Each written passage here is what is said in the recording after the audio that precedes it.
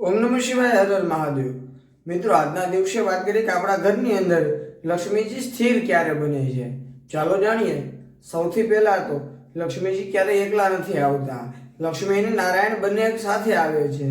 તો આપણે શું કરીએ છીએ? લક્ષ્મીજીને એકલાને બોલાવીએ છીએ કે હે લક્ષ્મીજી, અમારા ઘરની અંદર વાસ કરવા વાળા બનજો. પણ એમ ક્યારેય લક્ષ્મી નથી આવતી. લક્ષ્મી અને નારાયણ બંનેને એક સાથે તમારે આમંત્રણ આપવાનું હોય છે કે હે લક્ષ્મી નારાયણ દેવ, મારા ઘરની અંદર સદાયને માટે કાયમ વાસ કરવા વાળા બનજો. ચાલો લક્ષ્મી અને નારાયણ બંનેને પ્રાર્થના કરીએ.